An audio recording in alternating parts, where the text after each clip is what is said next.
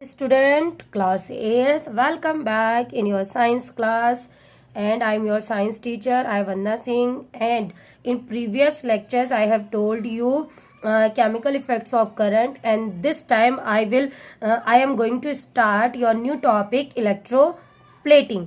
Okay, in this video we will discuss electroplating, their uses, process and different topics.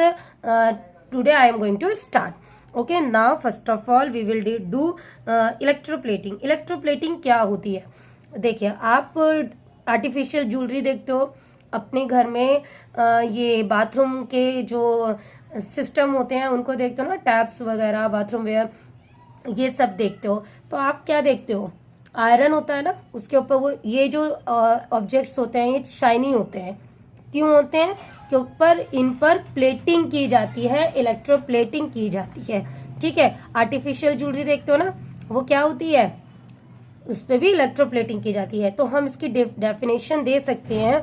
Electroplating is the process of depositing a thin film of desired metal over the object made from a base cheaper और corrosive metal by passing electric current through an electrolyte in its electrolytic solution. Means electroplating क्या है? Desirable metal की आपको coating करानी है जो कि superior होती है, महंगी होती है. और किसकी कराते हो? किसके ऊपर कराते हो? इंफीरियर और चीप मेटल की. ठीक है, तो इलेक्ट्रोप्लेटिंग का आज के टाइम में बहुत ज़्यादा यूज है जो हम आजकल देखते हैं. ठीक है, तो जैसे आप ये देखते हो, आप अपनी वीडियो में ये देखिए, वीडियो दिख रही है आपको, तो इसमें आप देखिए कि इलेक्ट्रोप्लेटिंग के लिए आप एग्जाम्पल देख रहे हो. जैसे ये आपकी साइकिल की घंटी हो गई, कटलेरी हो गए, हमारे घर में जो हम यूज़ करते हैं, ज्वेलरी वगैरह पे यूज़ हो गया. तो ये हमारे क्या है? डेली लाइफ के एग्जाम्पल हैं. साथ ही ये क्या करते हैं? रस्टिंग ऑफ आयरन को भी रोकते हैं, है ना. ये रस्टिंग ऑफ आयरन को भी रोकेंगे. आपके गाड़ी के पार्ट्स, आपकी साइकिल के पार्ट्स हैं, सिल्वर शाइनी होते हैं, तो वो क्योंकि ये इलेक्ट्रोप्लेटिंग के ही एग्जाम्पल है.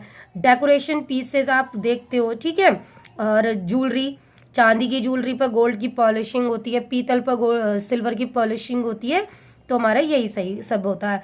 एक चीज और है इसमें, आपको ये येलो कलर का दिख रहा है, टिनिंग और थर्मोप्लेटिंग. तो टिनिंग और थर्मोप्लेटिंग क्या होती है? तो आप देखते हो ना, आप बाहर का खाना खाते हो, कैनिंग फूड खाते हो, तो अंदर क्या होती है? उसमें सिल्वर कलर की कोटिंग होती है. तो वो क्यों होती है?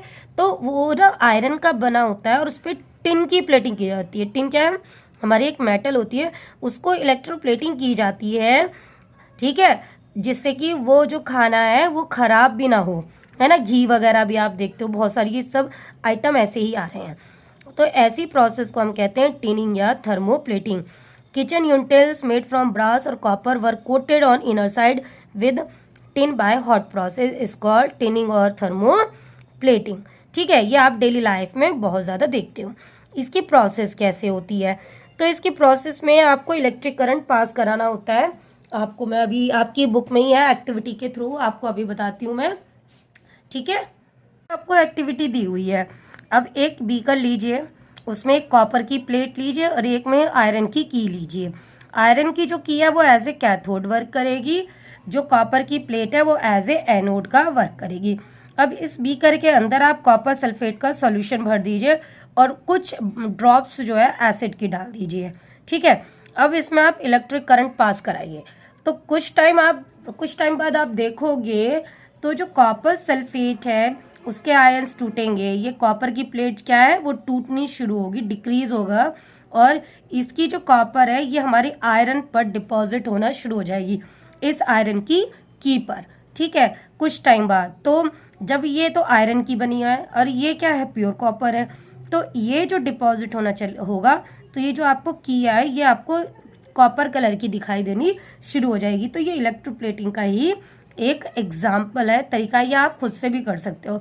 साथ ही ये बहुत सारी इम्प्योरिटी को भी रोकता है. ठीक है, बहुत सारी इम्प्योरिटीज को आपको रोकेगा. ऐसा क्यों होता है? तो जब कॉपर सल्फेट और वाटर है वो आपस में मिक्स होते हैं और जब आप इलेक्ट्रिक करंट पास कराते हो तो कॉपर जो है उसके आयंस टूटते हैं और सल्फेट आयंस भी टूट जाते हैं. ठीक है, अब आपका इलेक्ट्रोकेमिकल प्रोसेस, आपको इलेक्ट्रोप्लेटिंग मैंने आपको एक एक्टिविटी के थ्रू बता दी है। जो कॉपर सल्फेट है जब वाटर के साथ मिक्स होता है तो वो अपने आयंस में टूट जाता है। तो जो कॉपर है वो जब कैटायन सॉल्यूशन में टूटता है तो वो धीरे धीरे जाके जो आयरन की है उस पर जाकर डिपॉजिट होना शुरू हो जाता है। क्यों? क्योंकि जो कॉपर प्लेट है उसके आयन डिपॉजिट होना शुरू होते हैं और वो आयरन की पर जाकर डिपॉजिट होना शुरू हो जाते हैं। अब आपका सेकंड प्रोसेस आती है प्यूरिफाइंग इम्प्योर मेटल इलेक्ट्रोमेटलर्जी। अब बहुत सारी हमारी ऐसी मेटल्स हैं जिनको प्योर करने के लिए हम इलेक्ट्रोप्लेटिंग का सहारा लेते हैं। ठीक है, तो जो आप अर्थ क्रस्ट से मेटल निकालते हो वो आपको इस प्योर फॉर्म में थोड़ा ना मिलती है, उसके साथ बहुत सारी इम्प्योरिटीज प्रेजेंट होती हैं, जैसे सॉइल, डस्ट, रॉक पार्टिकल्स, बहुत सारी इम्प्योरिटीज प्रेजेंट होती हैं। तो जो हम मेटल्स को प्योर करते हैं तो उसके लिए हम मेटल को, उसके जो ओर्स होते हैं उनको तोड़ते हैं, साफ करते हैं, उन्हें फिल्टर करते हैं। तब बहुत सारी प्रोसेस की मदद से, जैसे कि इलेक्ट्रिक करंट को हम पास कराते हैं, तब हम प्योर मेटल तक पहुंच पाते हैं। ठीक है, जैसे ये आपको एक एक्टिविटी के थ्रू बताया है। इन्होंने क्या किया, हमें कॉपर सल्फेट के सोल्यूशन से उसको प्योर करना है। तो एक कॉपर की इम्प्योर रॉड ली, एक कॉपर की प्योर रॉड ली, इसमें भर दिया कॉपर सल्फेट का सोल्यूशन। अब इसमें क्या करेंगे, हम इलेक्ट्रिक करंट पास कराएंगे। इलेक्ट्रिक करंट पास करने से क्या होगा, जो इसकी इम्प्योरिटीज हैं वो धीरे धीरे हमारा डिपॉजिट होनी शुरू हो जाएंगी और वो क्या होंगी, अलग होना शुरू हो जाएंगी। ठीक है, जो कॉपर जो है हमारा, जो एनोड है कॉपर की इम्प्योर मेटल, वो टूटेगी और आयंस में जाना शुरू होगी। अब ये टूटेगी, आयंस में जाएगी तो ये पतली हो जाएगी। ठीक है, ये हमारी कौन सी इम्प्योर मेटल। जो प्योर है उस पे जाके ये डिपॉजिट होगा तो ये क्या होगी, साइज में मोटी हो जाएगी, तो जिस कारण हमें प्योर मेटल मिलनी शुरू हो जाएगी। और इस प्रोसेस को हम कहते हैं इलेक्ट्रोलाइसिस। आपको बताया ना, डिकम्पोजिशन होता है प्योर और इम्प्योर मेटल का, है ना। और दूसरा हेडिंग आता है प्रिपेयरिंग वेरियस कंपाउंड्स। बहुत सारी ऐसी टेक्निक्स हैं, बहुत सारे ऐसे कंपाउंड्स हैं जिनमें हम इलेक्ट्रोप्लेटिंग प्रोसेस का यूज़ करके अपने कंपाउंड्स को बनाते हैं। जैसे हमारा है ये क्लोरल करी प्रोसेस। इसमें क्या करते हैं, कास्टिक सोडा जो एक स्ट्रॉन्ग एल्कली होता है उसे क्लोरीन से के साथ हम बनाते हैं। मतलब कास्टिक सोडा जो हम बनाएंगे वो कैसे बनेगा, है ना। तो ये एक इम्पॉर्टेंट प्रोसेस है जिसका इंडस्ट्रियल पर्पसेस से बहुत ज़्यादा यूज है। आपको कोलरकली प्रोसेस के थ्रू आपको कास्टिक सोडा बनाना है, तो अगर आप सोडियम क्लोराइड को वाटर के साथ ऐड करते हो और उसमें तेजी से स्ट्रॉन्ग इलेक्ट्रिक करंट पास कराते हो तो आपको कास्टिक सोडा, हाइड्रोजन गैस और क्लोरीन ये हमें मिलता है। ठीक है, ये इसकी प्रोसेस होती है। ये इंडस्ट्रियल और इंडस्ट्रियल पर्पसेस से बहुत ज़्यादा यूजफुल होती है। एक आपको इलेक्ट्रिक पैन दे रखा है, इसमें ये ज़्यादा कुछ खास नहीं है। इसमें क्या करते हैं, ये एक मेटल की शीट होती है, उसके ऊपर पोटेशियम आयोडाइड से डिप किया हुआ और थोड़ी मात्रा में स्टार्च को डिप करके ये पेपर को प्लेस करते हैं। अब इस मेटल शीट को, और एक ये आप पैन की तरफ कोई भी आयरन की कील वगैरह कुछ भी ले सकते हो। ठीक है, इसे एक एनर्जी का सोर्स आपने ले लिया, बैटरी ले ली, ड्राई सेल। इस मेटल शीट को इसके एक नेगेटिव टर्मिनल से और जो पेन है जो आपने बनाया उसे पॉजिटिव एंड से जोड़ दीजिए। ठीक है, जब इसमें इलेक्ट्रिक करंट पास होगा तो ये जो पोटेशियम आयोडाइड है ये अपने आयंस में टूटना शुरू हो जाएगा। पोटेशियम आयोडाइड Ki टूटेगा पोटेशियम में और आयोडाइड सॉल्यूट उसमें आयंस में।